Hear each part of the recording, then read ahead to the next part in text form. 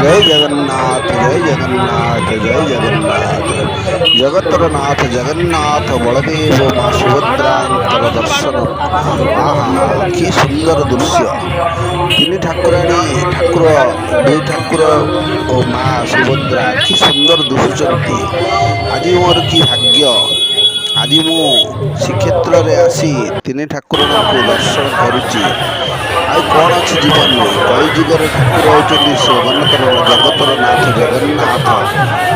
ପ୍ରଭୁ ବଡ଼ ଭାଇ ବଳଭଦ୍ର ଏବଂ ମା ସୁଭଦ୍ରା ତାଙ୍କରି ଦର୍ଶନ ପାଇଗଲ ମାନେ ଆଉ ଜୀବନରେ କିଛି ନାହିଁ।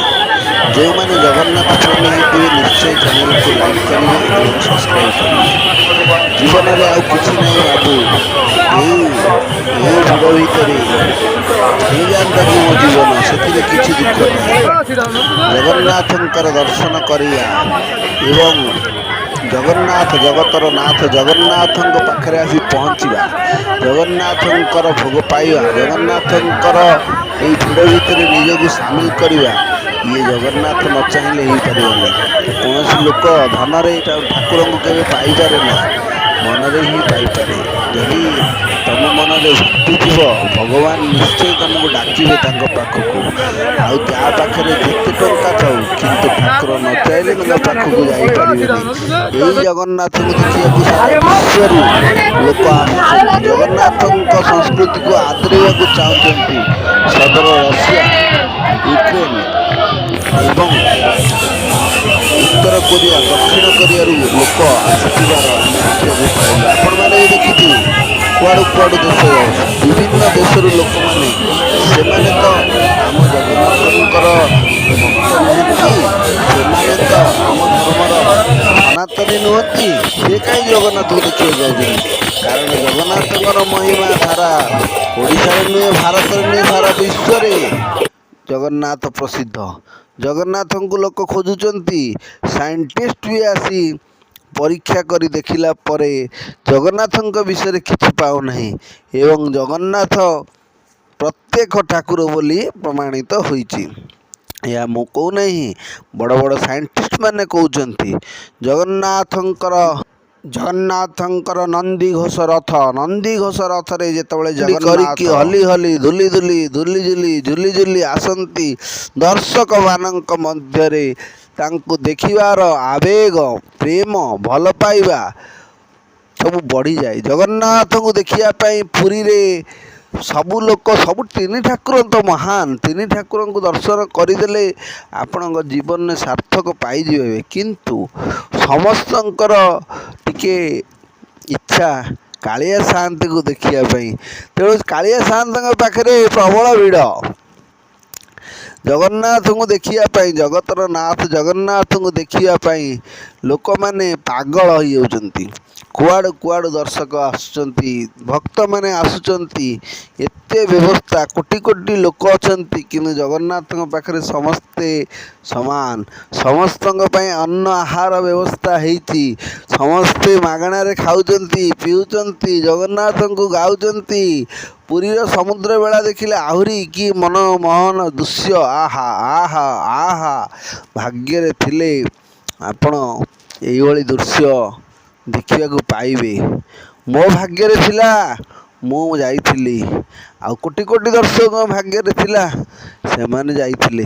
କିନ୍ତୁ ଯେଉଁମାନେ ନ ଯାଇଥିଲେ, କାରଣ ସେମାନଙ୍କୁ ଭଗବାନ ଡାକି ନଥିଲେ।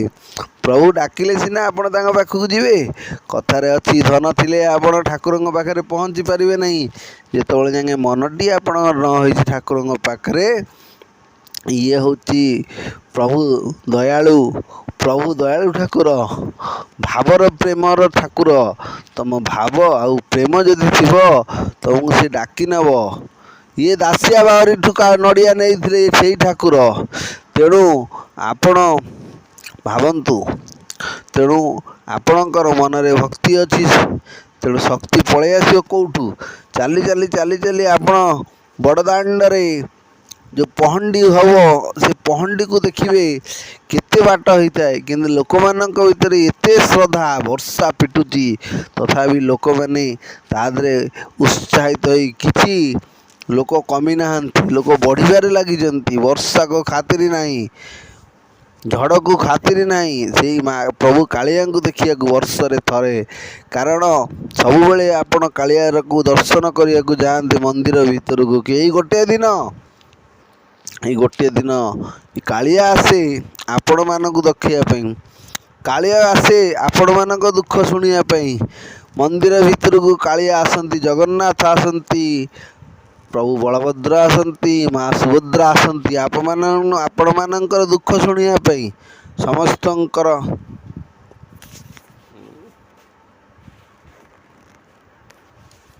ସମସ୍ତଙ୍କର ଦୁଃଖ ଶୁଣିବା ପାଇଁ ଲୋକଟେ ପାଗଳ ହେଇକି ଜଗନ୍ନାଥ ଦର୍ଶନ ପାଇଁ ହାତ ଉଠେଇ ଦେଉଛନ୍ତି, ପାଦ ଉଠେଇ ଦେଉଛନ୍ତି, ମୁଣ୍ଡ ପିଟି ଦେଉଛନ୍ତି।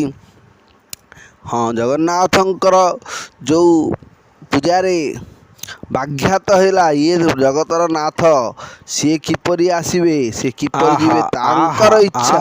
କି ସୁନ୍ଦର ଦିଶୁଛନ୍ତି ମୋ ଜଗନ୍ନାଥ, କି ସୁନ୍ଦର, କି ସୁନ୍ଦର। ଆଉ ଏ ଭାବର ଠାକୁର ଇଏ। ତାଳଧ୍ୱଜ ରଥରେ ଯେତେବେଳେ ପ୍ରଭୁ ବଳଦେବଜୀ ବସିକି ଆସୁଛନ୍ତି, ବଡ଼ ଭାଇ କାଳିଆ, ସାନ ଭାଇ ବଡ଼ ଭାଇ ବଳିଆ ବଳଭଦ୍ର ଠାକୁର ଏବଂ ସାନ ଭାଇ କାଳିଆ, ଜଗନ୍ନାଥ ଚକାଆଖି ସବୁ ଦେଖୁଛି। ସେଇ ଜଗତର ନାଥ ଜଗନ୍ନାଥ ଆଜି ଯେତେବେଳେ ଝୁଲି ଆସୁଛନ୍ତି, କାଳିଆ ବଳିଆ ଏବଂ ମା ସୁଭଦ୍ରା, କି ଦୃଶ୍ୟ! ଏ ଦୃଶ୍ୟ ଭାଗ୍ୟରେ ଥିଲେ ମିଳେ ଦେଖିବାକୁ। ଆମର କି ଭାଗ୍ୟ, ଆମେ ଆଜି ବଡ଼ଦାଣ୍ଡରେ ଉପସ୍ଥିତ ଥିଲୁ କାଳିଆ ବଳିଆ ଏବଂ ମା ସୁଭଦ୍ରାକୁ ଦେଖିବା ପାଇଁ।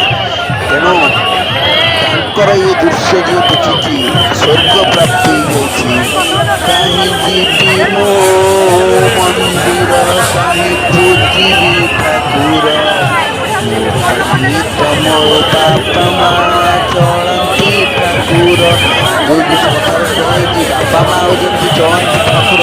ସେଇ ବାପା ମା କିଏ କି? ସେଇ ଜଗନ୍ନାଥ ହିଁ ବାପା ମା ଆପଣଙ୍କୁ ଦେଇଛନ୍ତି।